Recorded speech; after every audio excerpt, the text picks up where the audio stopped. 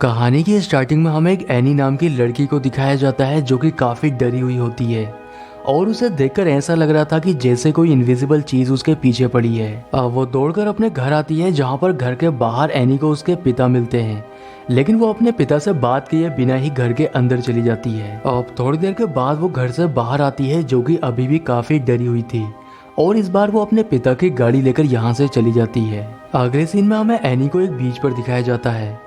यहाँ पर वो अपने पेरेंट को कॉल करके उनसे अपनी गलतियों की माफ़ी मांगती है और इसके बाद ये सीन यहीं पर कट हो जाता है। अगली सुबह हमें दिखाया जाता है कि एनी मर चुकी है और बीच पर उसकी डेड बॉडी पड़ी है। इसका मतलब ये था कि जो चीज उसका पीछा कर रही थी उसी ने एनी को मारा है। अगले सीन में हमें दो बहनों को दिखाया जाता है जिसमें एक का नाम जय और दूसरी का कैली होता है।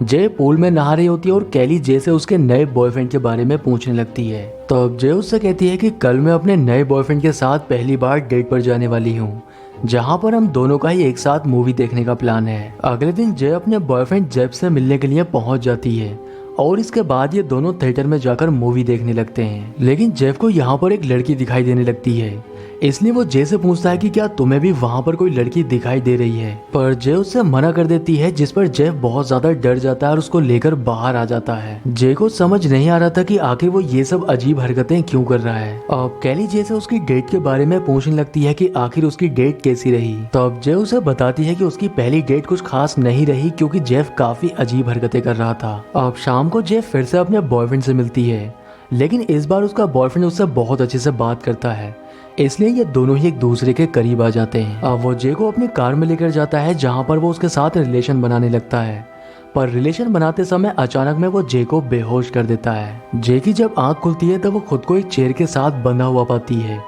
और यहाँ पर जेफ उसके सामने अपनी लाइफ का सबसे बड़ा सीक्रेट रिवील करता है। वो उसे बताता है कि मेरे पीछे एक एंटिटी पड़ी है जो कि सिर्फ मुझे ही दिखाई देती है और ये सब मेरे साथ तब से हो रहा है जब से मैंने एक लड़की के साथ रिलेशन बनाया है, लेकिन अब मैंने तुम्हारे साथ रिलेशन बना लिया है, इसलिए आज से वो एंटिटी तुम्हें दिखाई देने लगेगी। वो उसको एक बात और बताता है कि अगर वो एंटिटी तुम्हें मार देती है तब वो फिर से मेरे पीछे पड़ जाएगी, इसलिए अगर तुम्हें अपनी जान बचानी है तब तुम्हें भी किसी और के साथ रिलेशन बनाना होगा, जिससे वो एंटिटी किसी और इंसान के ऊपर ट्रांसफर हो जाएगी। अब तभी जे को वो एंटिटी दिखाई देने लगती है जो कि धीरे धीरे उसकी तरफ आ रही होती है। जेफ उसको बताता है कि ये एंटिटी स्लो जरूर चलती है पर बहुत खतरनाक है, इसलिए तुम्हें इससे बचकर रहना होगा। अब वो जे को अपनी गाड़ी में डालकर उसके घर ले जाने लगता है और उसे घर के बाहर फेंककर चला जाता है। अब जे की बहन केली और उसका दोस्त पॉल पुलिस को इन्फॉर्म कर देते हैं, लेकिन काफी तलाश करने के बाद भी जेफ के बारे में पुलिस को कुछ भी पता नहीं चलता है, इसलिए अब जे काफी परेशान रहने लगती है। अगले दिन जब वो अपने कॉलेज में होती है तब उसे खिड़की से एक बूढ़ी औरत दिखाई देती है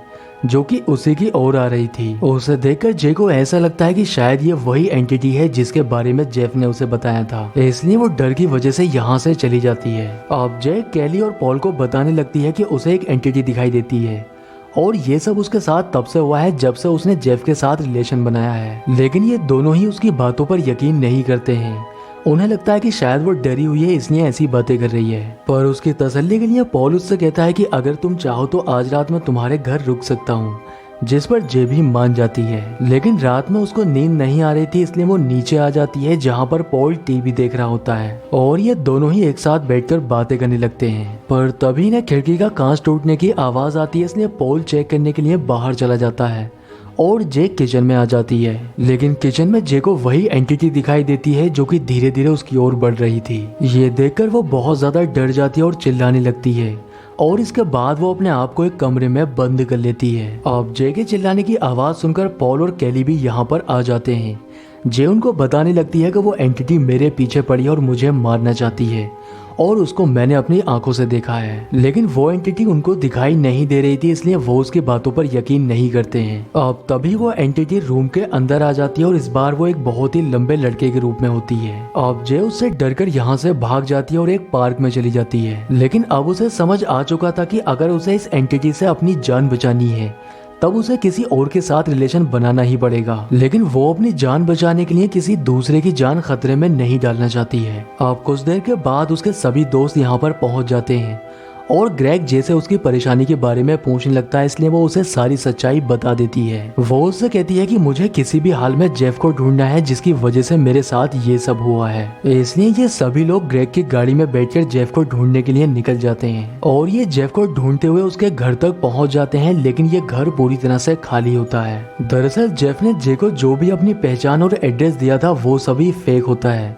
क्योंकि उसका मकसद सिर्फ अपनी एंटिटी को जे को ट्रांसफर करना था, क्योंकि वो जानता था कि ऐसा होने के बाद वो उसको जरूर ढूंढेंगे। लेकिन इसके बाद भी ये लोग उसके घर की तलाशी लेते हैं, जहाँ से इन्हें एक फोटो मिलता है और उस फोटो से उसके कॉलेज का पता चल जाता है। अब उसके कॉलेज पहुंचकर ये उसके बारे में सारी जानकारी निकाल लेते हैं। ये लोग अब जेफ के पास पहुंचकर उससे पूछने लगते हैं कि आखिर उसने जे के साथ ऐसा क्यों किया। तब वो उनसे कहता है कि इस एंटिटी से बचने के लिए मेरे पास कोई दूसरा रास्ता नहीं था, इसलिए मैंने जे के साथ प्यार का नाटक किया और अपनी एंटिटी को उसके ऊपर ट्रांसफर कर दिया। लेकिन अगर जे मारी जाती है तो वो एंटिटी फिर से मेरे पीछे आने लगेगी, इसलिए तुम्हें भी इससे बचने के लिए किसी और के साथ रिलेशन बनाना होगा, क्योंकि वो एंटिटी किसी भी रूप में तुम्हारे सामने आकर तुम्हें मार सकती है। वो जे से माफी मांगते हुए कहता है कि मेरे सामने ऐसा करने की मजबूरी थी, नहीं तो मैं तुम्हारे साथ ऐसा कभी नहीं करता। अब ये लोग वापस घर आने लगते हैं और ये सोचकर काफी परेशान थे कि आखिर अब इस एंटिटी से कैसे बचा जा सकता है। जे के दोस्त उसे एक बीच पर लेकर जाते हैं, जहां पर वो उसे शूटिंग करना सिखाते हैं,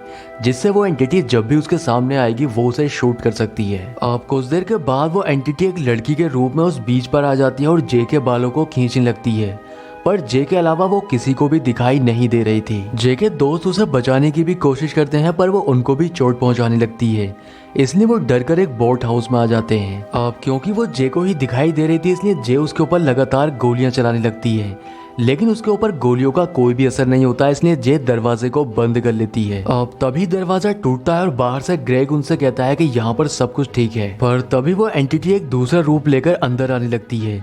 ये देखकर जे बहुत ज्यादा डर चुकी थी, इसलिए वो ग्रेग की गाड़ी लेकर यहाँ से भागने लगती है। जे के दोस्त उसे रोकने की बहुत कोशिश करते हैं, पर वो उनकी बात नहीं सुनती है और आगे जाकर उसकी गाड़ी का एक्सीडेंट हो जाता है, जिससे वो बेहोश हो जाती है। अब जे जब हॉस्पिटल में होती है तब ग्रेग उसके पास आकर उससे कहता है कि मैं तुम्हारे साथ रिलेशन बनाना चाहता हूँ, क्योंकि मैं देखना चाहता हूँ कि वो एंटिटी मेरे पीछे आएगी या नहीं। लेकिन जे उससे मना करती है, पर वो उसकी मदद करना चाहता था, इसलिए वो उसके साथ रिलेशन बना लेता है। अब कुछ दिन गुजर जाते हैं और जे को वो एंटिटी दिखाई नहीं देती है। वहीं दूसरी ओर ग्रेग के दोस्त भी उससे पूछते हैं कि क्या तुम्हें वो एंटिटी दिखाई देती है, लेकिन वो भी मना कर देता है। एक रात जे जब अपने घर के खिड़की के पास बैठी होती है तो वो ग्रेग को देखती है, जो कि अपने घर की ओर जा रहा होता है, और वो घर के दरवाजे पर पहुंचकर उसे जोर जोर से खोलने की कोशिश करता है। लेकिन जब दरवाजा नहीं खुलता है तो वो खिड़की तोड़कर अंदर चला जाता है। लेकिन उसको ऐसा करते हुए जे देख रही होती है और ये देखकर वो समझ जाती है कि ये वही एंटिटी है जो ग्रेग का रूप लेकर उसे मारने के लिए उसके घर के अंदर गई है। इसलिए वो ग्रेग को बचाने के लिए उसके घर की ओर जाने लगती है। लेकिन जैसे ही वो अंदर पहुंचती है वो देखती है कि उस एंटिटी ने ग्रेग की माँ का रूप ले लिया है और वो ग्रेग के रूम के दरवाजे को नॉक कर रही होती है। लेकिन बाहर से जे चिल्लाते हुए ग्रेग से दरवाजा खोलने से मना करती है। लेकिन तभी ग्रेग अपने रूम के दरवाजे को खोल देता है, जिससे वो एंटिटी उसके ऊपर हमला कर देती है और ग्रेग मारा जाता है। ग्रेग के मरने के बाद वो एंटिटी फिर से जे के पीछे पड़ चुकी थी। अगली सुबह जे जब एक बीच पर होती है तब उसकी नजर एक लड़के के ऊपर जाती है, इसलिए वो फैसला करती है कि वो उस लड़के के साथ रिलेशन बनाकर अपनी एंटिटी को उसको ट्रांसफर कर देगी। पर किसी के साथ ऐसा करना गलत होगा, इसलिए यही सोचकर वो घर आने लगती है। इसके बाद हमें पॉल और जे को दिखाया जाता है, जहाँ पर पॉल जे से कहता है कि हम उस एंटिटी को प्लानिंग करके मार सकते हैं। इसके लिए पॉल अपने दोस्तों के साथ मिलकर एक पूल के चारों तरफ कुछ इलेक्ट्रिक वायर बिछाने लगता है, जिससे जब वो एंटिटी जे को मारने के लिए पूल के अंदर जाएगी तब उसको इलेक्ट्रिक शॉक लगाकर मारा जा सकता है। अब ये लोग प्लान के अकॉर्डिंग ऐसा ही करते हैं। जे पूल के अंदर चली जाती है और बाकी लोग एंटिटी के यहाँ पर आने का इंतजार करते हैं। अब थोड़ी देर के बाद एंटिटी यहाँ पर पहुंच जाती है, लेकिन वो पूल के अंदर नहीं जाकर बाहर से ही सामान फेंककर जे के मारने लगती है। वो एंटिटी जिस जगह पर खड़ी थी जे अपने दोस्तों को उस जगह के बारे में बताती है, इसलिए उसके दोस्त उसके ऊपर कपड़ा डाल देते हैं, जिससे अब वो उनको भी दिखाई दे रही थी। अब पॉल उसके सर में गोली मार देता है, जिससे वो पूल में जाकर गिरती है। लेकिन पूल में जाने के बाद वो जे की टांग पकड़ लेती है और उसे अपनी ओर खींचने लगती है। अब पॉल फिर से गोली चलाता है, जो कि उसके सर में लगती है और वो जे की टांग छोड़ देती है और उसके दोस्त जे को पूल से बाहर निकाल लेते हैं। पर जे जब पूल में देखती है तब वो एंटिटी वहां पर नहीं होती है, लेकिन पूल पूरी तरह से रेड हो जाता है। इसका मतलब ये था कि ये प्लान इनका फेल हो चुका था। अब इनके पास कोई दूसरा रास्ता नहीं बचा था, इसलिए पॉल अब उसके साथ रिलेशन बनाने का फैसला करता है क्योंकि वो उससे प्यार करता है और उसको ऐसी हालत में नहीं देख सकता है। अब पॉल उसके साथ रिलेशन बना लेता है जिससे जे की एंटिटी उसके ऊपर ट्रांसफर हो जाती है। अब काफी दिन गुजर चुके थे लेकिन वो एंटिटी अभी तक पॉल को दिखाई नहीं देती है, पर उसके बारे में सोचकर वो बहुत डरा हुआ रहता है। एक दिन जे जब पॉल के साथ घूम रही होती है तब वो उससे पूछती है कि क्या वो एंटिटी तुम्हें दिखाई देती है, लेकिन वो उससे मना कर देता है। पर तभी हम देखते हैं कि वो एंटिटी उन दोनों के पीछे आ रही होती है और इसी सीन के साथ मूवी का एंड हो जाता है। दोस्तों उम्मीद करता हूँ कि आपको वीडियो पसंद आया होगा, इसलिए वीडियो को लाइक और चैनल को सब्सक्राइब जरूर करें। तो मैं आपसे मिलता हूँ किसी नेक्स्ट वीडियो में।